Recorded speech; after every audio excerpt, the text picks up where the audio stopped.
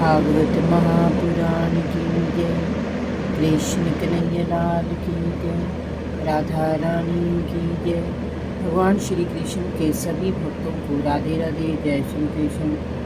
आज मैं आपको सुनाऊंगी भागवत महापुराण में अष्टम स्कंद में छठा अध्याय, देव दानवों द्वारा समुद्र मंथन। श्री सुखदेव जी ने कहा, परीक्षित, देवताओं के इस प्रकार स्तुति करने पर भगवान श्री हरि उनके सामने प्रकट हो गए। उनके शरीर की आभा सैकड़ों सूर्यों के समान तेजोमय थी। उनकी प्रभा से देवताओं की आंखें चौंधियां आ गई। वे उनके वास्तविक स्वरूप को देख नहीं पाए। केवल ब्रह्मा जी और भगवान शंकर ने ही उनके अद्भुत रूप को देखा। भगवान श्री हरि के रूप की झांकी अत्यधिक अनुपम थी।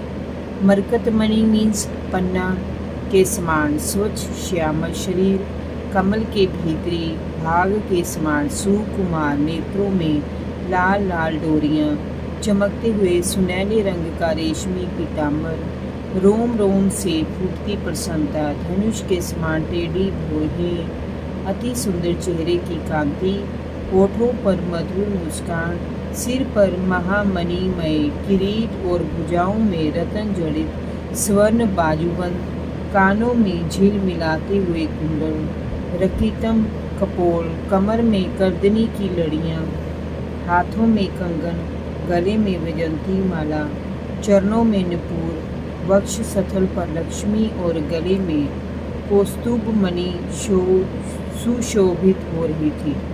भगवान के हाथ में सुदर्शन चक्र भयानक अस्त्र के रूप में चमक रहा था। सभी देवताओं ने उन्हें साष्टांग प्रणाम किया और उनकी स्तुति की। ब्रह्मा जी ने कहा, जिनका जन्म, स्थिति और प्रलय से कोई संबंध नहीं है और जो प्रकृति के गुणों से रहित हैं तथा मोक्ष प्रदान करने वाली हैं, जो सूक्ष्म से भी सूक्ष्म है और जो अनंत हैं, उन ऐश्वर्यशाली प्रभु को हम नमन करते हैं।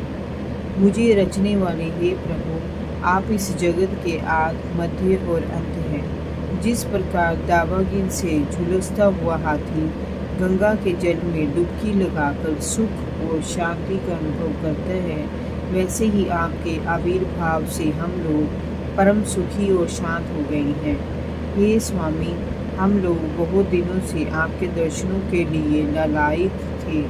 हम लोग जिस उद्देश्य की पूर्ति के लिए यहाँ आए हैं, उससे आप अंतर्यामी पूरी तरह से परिचित हैं। आप कृपा करके हमारी इच्छा को पूरा कीजिए। परीक्षित, इस प्रकार ब्रह्मा जी द्वारा भगवान की स्तुति करने पर सभी देवगण हाथ जोड़कर खड़े हो गए। उनकी स्तुति सुनकर और उनके आने का प्रयोजन जानकर भगवान ने मेघ के समान गंभीर वाणी में कहा, हे ब्रह्मदेव, हे शंकर जी, हे देवगण, तुम लोग सावधान होकर मेरी बात सुनो। इससे तुम्हारा कल्याण निश्चित रूप से होगा। इस समय असुरों पर काल की कृपा है, इसीलिए जब तक तुम्हारे अब युद्ध और उन्नति का समय नहीं आता, तब तक तुम्हें दैत्य और दानवों से संधि कर लेनी चाहिए।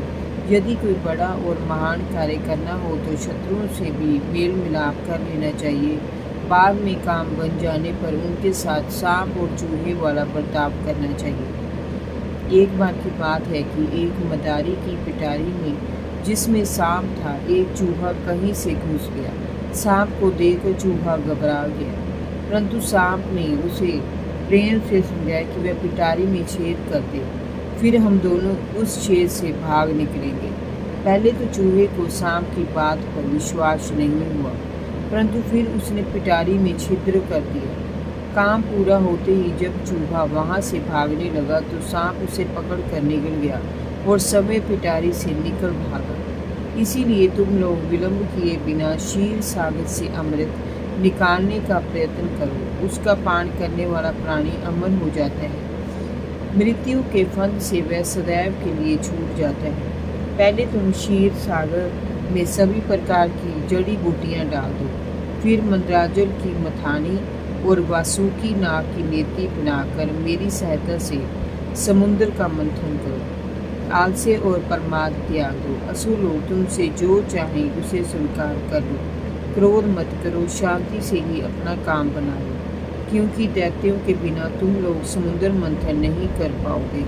प्रयत्न करना कि दैत्य लोग वासुकी नाग के मुख की ओर रहें और तुम लोग पूंछ की ओर। समुद्र मंथन से पहले कालकूट विष निकलेगा, उससे तुम भयभीत मत होना और किसी भी अन्य वस्तु के प्रति अपना लोभ प्रकट ना करना। तुम्हारी कामना मुझसे पूरी हुई और दैत्यों के हिस्से में सिवाय शर्म के कुछ भी नहीं होगा। परीक्षित, देवताओं को आशीर्वाद और आदेश देकर पुरुषोत्तम भगवान अंतर्ध्यान हो गए।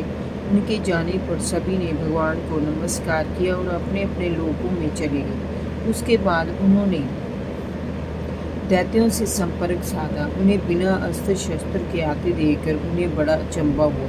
दैत्यराज बलि ने उनके आने का कारण जानना चाहा तो देवराज इंद्र ने नम्रता से उनके सम्मुख समुद्र मंथन का प्रस्ताव रखा। दैत्यराज बलि को उनकी बात जच गई, किंतु वहां बैठे सेनापति शंबर, अरिष्ट नेमी और अन्य असुरों को ये प्रस्ताव जरा भी नहीं भाया।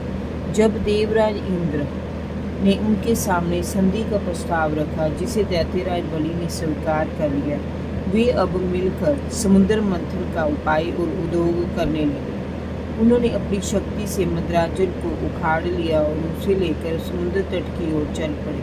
यद्यपि वे बड़े शक्तिशाली थे, किंतु मंदराचल को दूर ले जाना था। इंद्र और बलि थक गए और उन्होंने उसे बीच रास्ते में ही रख दिया। उनका उत्साह भंग हो गया था। तभी गरुड़ पर सवार भगवान सहसा वहां प्रकट हुए।